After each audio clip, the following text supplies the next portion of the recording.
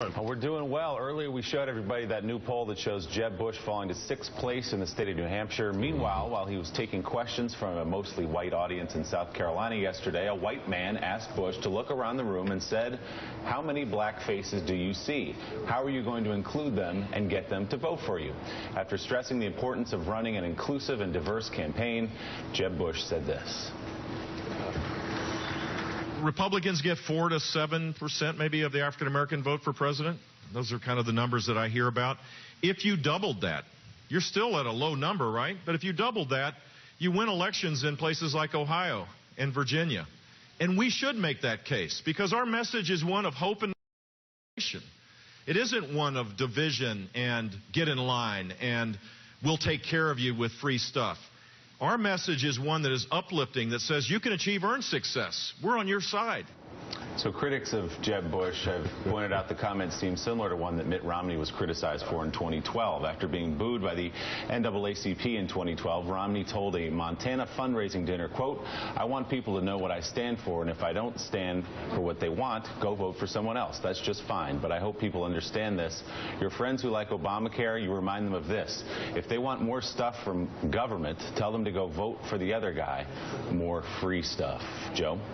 Well, it's Eugene Robinson. The tenor of Jeb's argument reminds me of something he said on the campaign trail in 1994, the first time he ran for governor.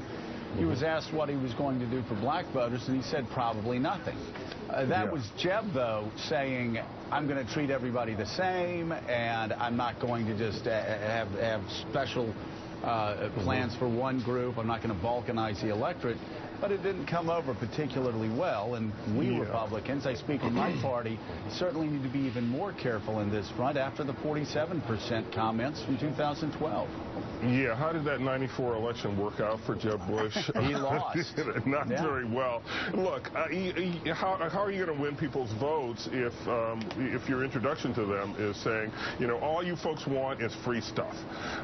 That's ridiculous. And again, it's another example, I think, of Jeb Bush's surprising, to me at least, clumsiness on the campaign trail, and the family trait of starting a sentence and not knowing how to wrap it up in a reasonable way. I mean, his father had it, his brother certainly had it. Has it too, and so he was doing fine until he got to the all you black people want is free stuff part of the sentence, and that's certainly not going to help him in South Carolina. It's not going to help him with black voters anywhere, and it makes him look like a candidate who's just not performing up to snuff. Cokie, you're a daughter of the South.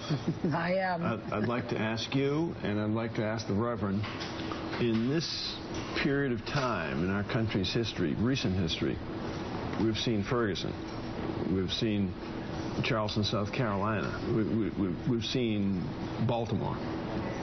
How can people dealing in politics, trying to attract minority votes, be so tone deaf to something that's right in front of all of us? It's quite remarkable, but I actually think that in addition to Ferguson and Charleston and Baltimore, you've got voting rights bills in all kinds of places in the South right now, and that's a bigger problem in the end.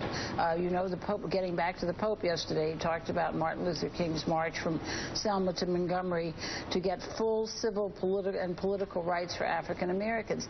That's what he was doing. And that's something that was, as you well know, Mike, it was the big fight of the 1960s where a lot of people, including my father, put their political lives on the line to go for voting rights, and now they're being restricted. And that's the problem the Republicans have. But I think that what she raises is why it is so offensive, what Jeb Bush says to many of us.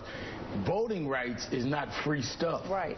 Dealing with whether or not the law, the criminal justice system is fair is not free stuff. The issues that we're facing today has nothing to do with free stuff. It has everything to do with protecting your rights and making sure you're treated equally.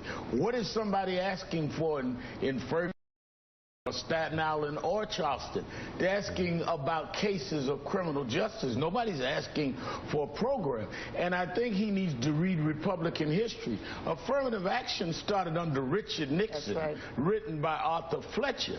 So, I mean, even in Republican history, you can go back and forward on this so-called free stuff. But those are not the issues we're facing today, including what Cokie quoted the Pope, bringing us back to Dr. King.